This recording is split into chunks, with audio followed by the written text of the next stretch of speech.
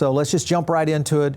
The Clarity Act getting signed is the question mark that everybody's asking. You look at what's going on within Polymarket right here. You see this big, massive drop down to 52%, and then a little bit of stability here just in the last 24 hours. And this is all spurred from what has come out in some of the text. And we'll break down exactly what's happening. I want to go to a clip real quick because this is the thing that, well, we talked about this yesterday on the show. If you didn't get a chance to check out that video, go back and watch it. But here it is from the mainstream media. Take a look. The banks really don't like one piece of this, and Fox Business was able to obtain a letter. It almost feels like they don't like that you guys would be able to unnecessarily incentivize interest-like rewards on payment stablecoins.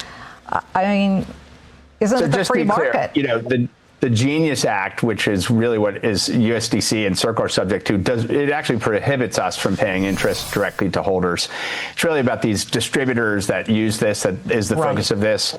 You know, I think, look, this has been a hard-fought compromise, and of course, not everyone's going to be happy with every dimension, whether it's the digital asset platforms or the banks, and that may be a sign of ultimately, finding a good compromise. Well, your stock is up pretty dramatically here. I'm looking at a 16% gain. We will be focusing very much on the Clarity Act, as you will too.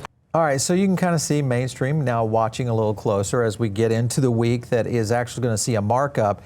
Jasper Goodman hit on something right here, and that, of course, is, guess who that is? That is Brian Armstrong over at Catherine Cortez's office, trying to do a little bit of last-minute policy making and at least trying to sway what will be a critical Senate vote coming from Catherine Cortez. That, of course, goes into this right here, which is the review of some of the copy that came out, because the text was released overnight. Actually, when you look at what we've seen so far, it's not bad.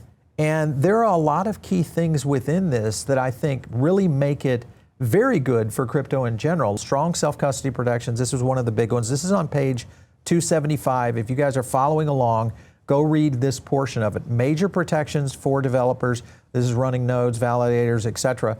All of this is on page 257. Another big one. Wallet infrastructure developers are protected. That's on page 272. And the bill also recognizes decentralized governance systems as separate from centralized companies and entities, page 6. And then last up, many crypto tokens could officially be treated as non-securities under federal law. That goes in on page 22. So all of this has been outlined pretty significantly in a way that I think is very good so far. Not bad in general. And I think that's why you're seeing the banks push back a little bit, if in fact they really are. That's the other question that everybody is asking.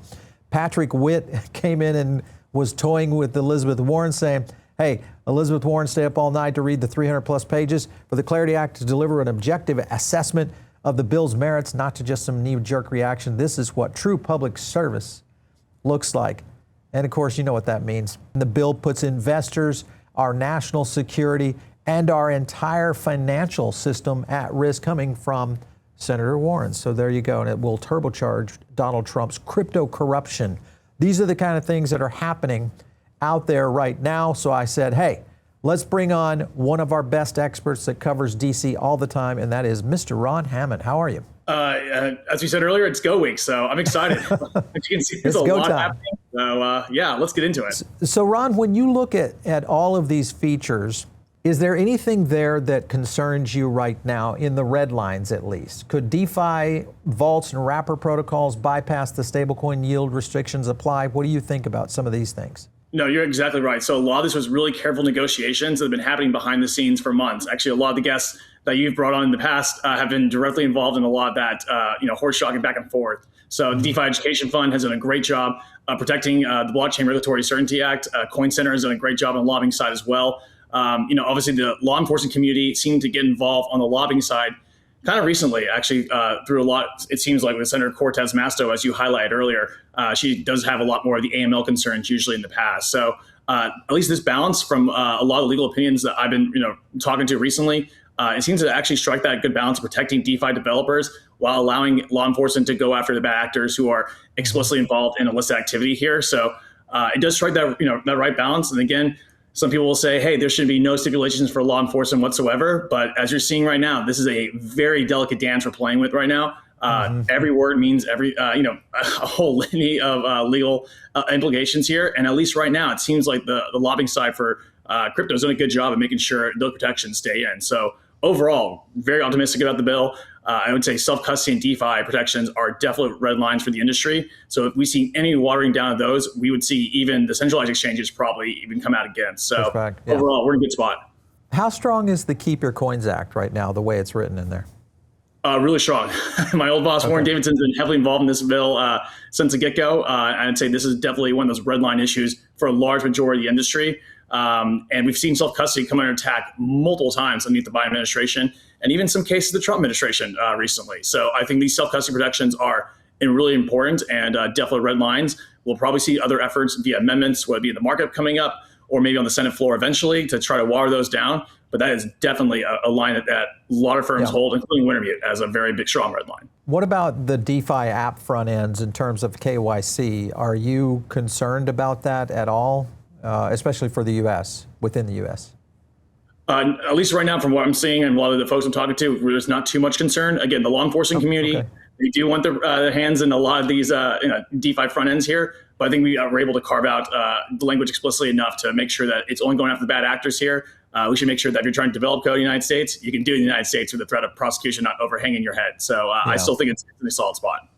Do you think this is favorable to centralized exchanges more so than DeFi if you look at the encompassing text the way it is now?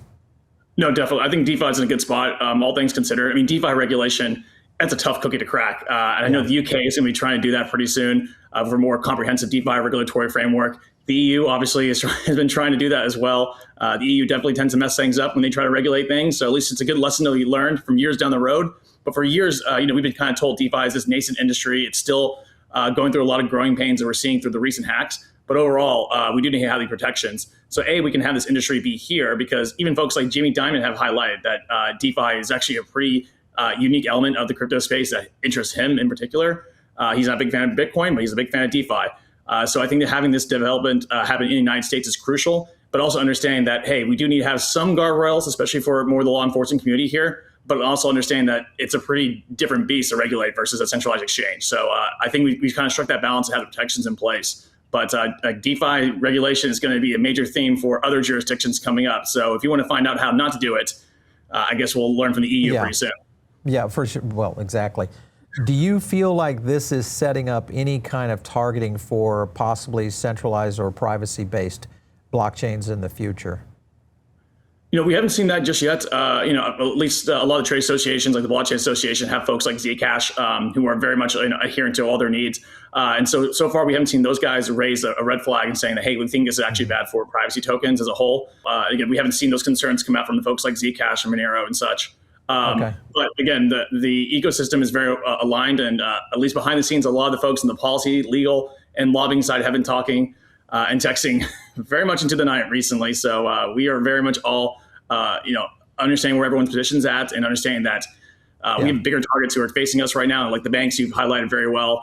And as of today, a lot of other housing groups, as well as labor unions, and a whole weird mash of opposition that's really coming out for crypto.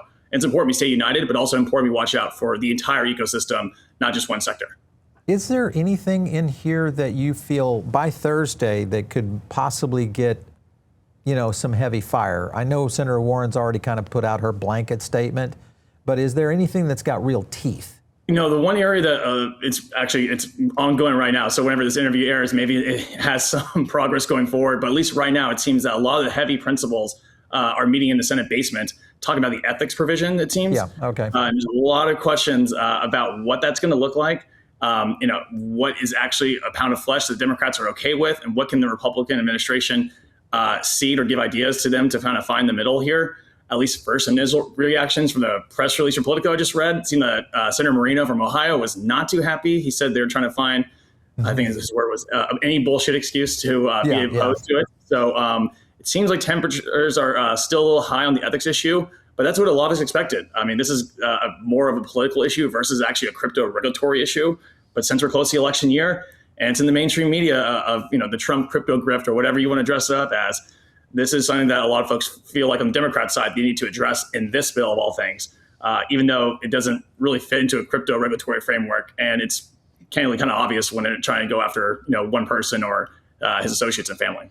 For a lot of our audience, because many people think, hey, it's going to the Senate for a vote. In reality, this is going to the Senate for the markup. Paul Graywall, I think, hit it. For those of you who are native speakers of markup, this is kind of a basic of what's happening. And let us know, is this right? So chairman marks the basic draft, you get substitute amendments that goes in.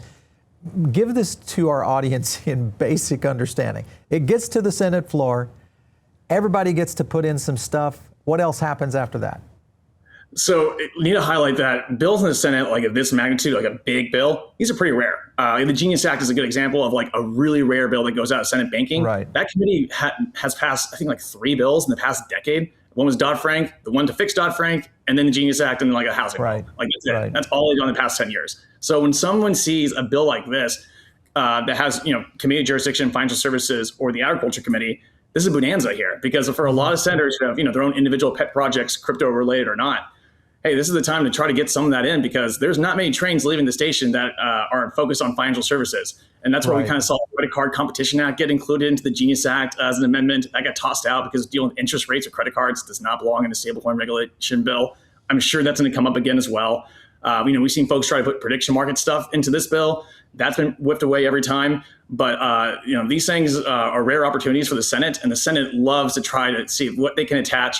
And as you probably see the latest draft, or maybe see on Twitter, there was a housing bill provision included in the Clarity Act. Now, that seems to be more of a political horse jockeying to give one of the Republican senators from Louisiana the ability to say yes for this bill in the markup, so they have at least the votes to go forward to the next step. But overall, when it comes to what a markup is and all this stuff, I would say, A, focus on, this is just one of the next steps to get to the main stage, which is the Senate floor. And that's the big one. That's where you need 60 votes. And that's where you got to have the Democrats come along. So let's say hypothetically, which seems like to be the case, that if the Democrats don't join on board on Thursday, there's going to be something to have to get them to a yes to get to that 60 vote threshold on the eventual Senate floor, whenever, if ever that is. And that's going to be the main holdup, is kind of what are those poker chips that the Democrats are going to try to play and say, hey, this is what we need to get on board. And are they all going to be united for what they asked for, or they can be asking for different things? And next thing you know, you really water down the bill to try to appeal to 7, 8, 9 Democrats. So this is something to definitely watch, I would say, the next 24 hours.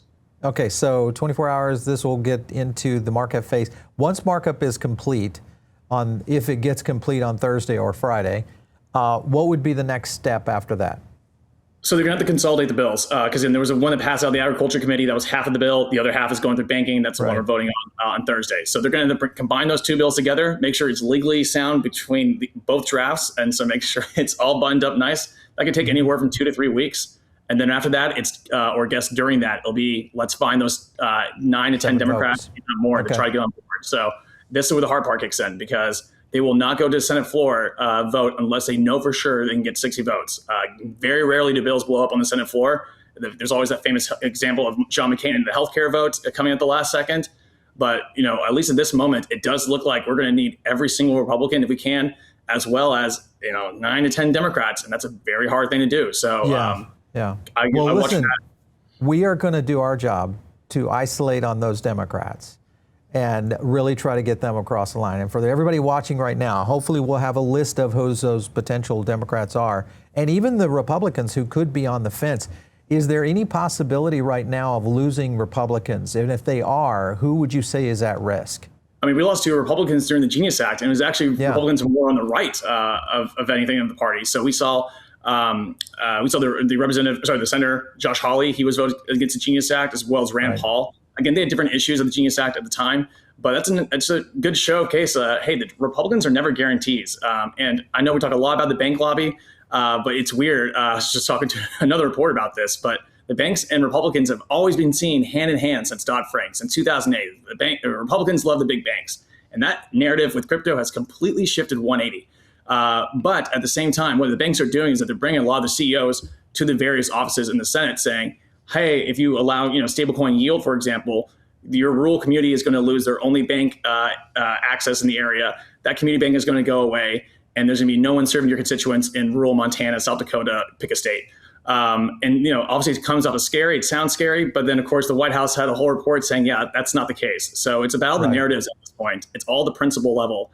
And I would say the banks are going to try to do everything to scare the Republicans and their old allies saying, hey, get in line here. And again, we also have to remember crypto's pretty generational and the Senate is pretty dang old. So there is a vote that you can say that these folks know how to appeal to that crowd a little more.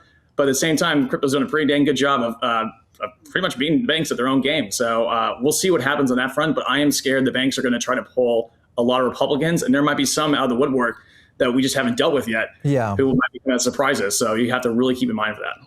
I think the thing, though, is that crypto right now has the power of social, which is right now is going to be very powerful in these political hunts, especially around midterms. It also has the power, I think, of where independent media, I know our shows have been just going nuts. So maybe there is a bit of an angle that is an outlier here that maybe the old guard isn't really ready for just yet. Maybe we've outplayed them. I don't know. We could be overconfident. Let's hope that we're not. No, I think you're right. I wish someone would do a story about this because it is kind of like this new form of lobbying. And I think COVID obviously changed a lot of it. Yeah. But like, it's like the new lobbying versus the old lobbying. Like, do you send a bunch of your old CEOs and execs in suits and have these meetings in stuffy congressional offices, and then you buy a bunch of ads in the DC airport so that every time the senators and congressmen are walking in and out, they get to see your ads here, which they do that all the time as the banks.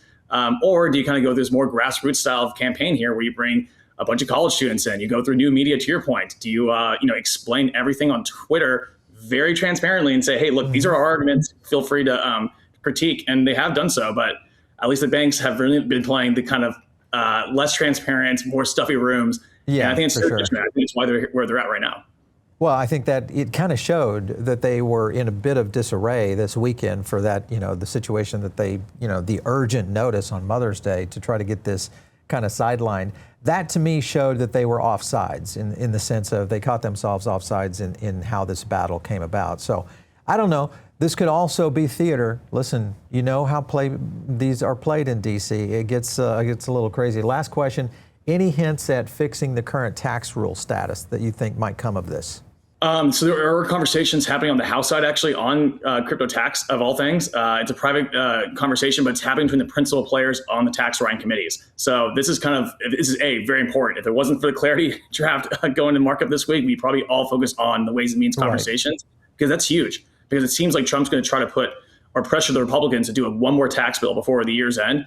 And we've been told as an industry as well, when the alumnus tried to put her tax revisions in the last one, they said, hey, this is not the one to do it, but the next one it will be. That next one's coming up. And it seems like crypto is top priority for a lot of these folks, whether it be staking, de minimis, mark to market. There's a plethora of things on the tax side they really could focus on. So we'll see what that conversation yields. But the tax stuff, like hypothetically, if we get done with clarity in the summer, that will potentially be the next big thing to watch out for. Yeah, for sure.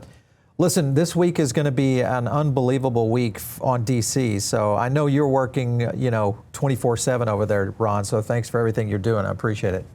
Hey, it's a group effort. Again, I mentioned Adam earlier. He's a great guy over at Hyperliquid. We have a whole team now in DC, which is very nice to see, because about 5 years ago, it was just me and about two other people for a lot. So it's been fun to watch. And again, we're winning. So I like this feeling. I like it too. All right. Listen, Ron, thanks so much for coming in today. We're going to get you back on hopefully after this, because I think next step is, when do we get a vote? Who do we need to target? And I say that in a good way. Who do we need to educate to bring them forward? Because this is going to become very critical on getting crypto across the line. But thanks for coming in today. We appreciate it. Of course, Paul. Looking forward to it. Thanks again.